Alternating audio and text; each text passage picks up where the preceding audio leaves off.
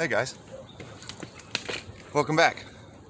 Today I'm going to do an in-depth video on how you can catch stalker trout all by yourself. So stay put, grab your popcorn, and let's go fishing. I'm Jeff Downey and you're watching Northern California Fishermen. Alright, great, hooked up.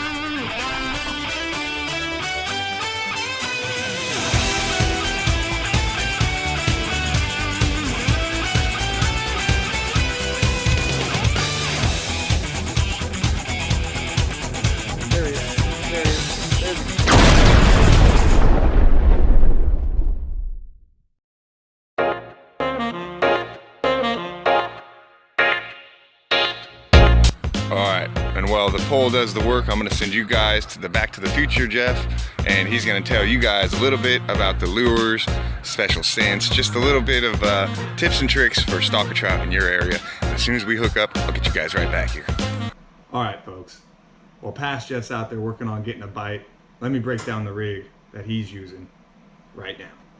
Okay, so to start this rig off, it's a Carolina rig, bottom fishing rig.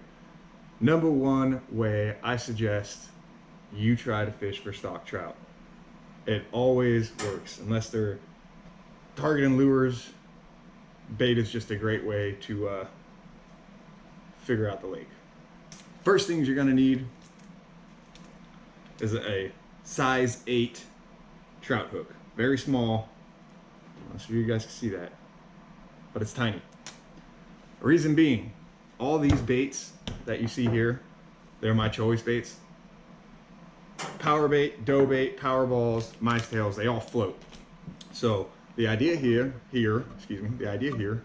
is to have your bottom weight on the bottom and then your lure or bait suspended off the bottom, because it's real natural for those fish to come up.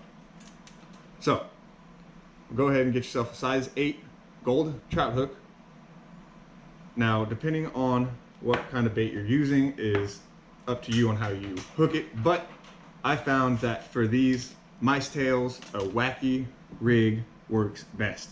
It doesn't impede the action once it is in the water, and it allows for an epic hook set. Almost every single trout that I've caught on this rig have been right in the corner, hardly any swallow bait.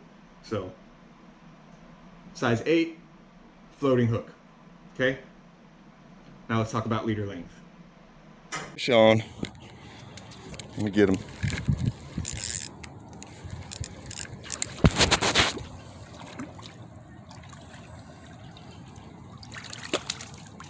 Good one. Good fish. Leader length can be tricky. Depending on the bottom structure of your lake is going to judge how long of a leader you need. I've been using about a 24 to 28 inch leader, roughly. Now there's not a lot of grass where I fish, but there is a good amount. So you want this bait to be up above the weeds, okay? Other than that, just a typical barrel swivel, nothing too fancy. It's not a huge trout you guys are getting. Don't worry about connecting it to the snap or using a specific barrel swivel. It really doesn't matter. Unless you have a 20-pound trout on, it's gonna break your line anyways, okay? I see a lot of guys skipping this step, and in my opinion, this is a very important step. When you're using light line like this, and these big 1/2 ounce, 3/4 ounce weights, it is important to use a bead. That bead protects your knots, okay? You have a knot here, that bead slides over that knot, the weight comes down to it, okay?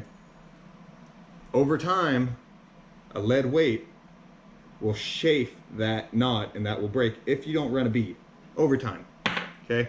That's the bottom rig. That's what I like to use. That is in fact what caught us our trout today.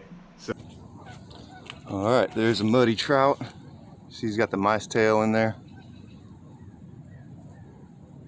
First catch of the day. a good,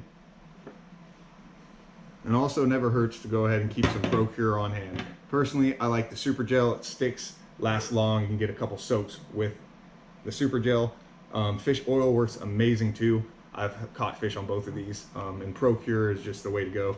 No matter if you're using dough bait, worms, no matter what, this should be a for sure way to get you guys on your first stalker trout.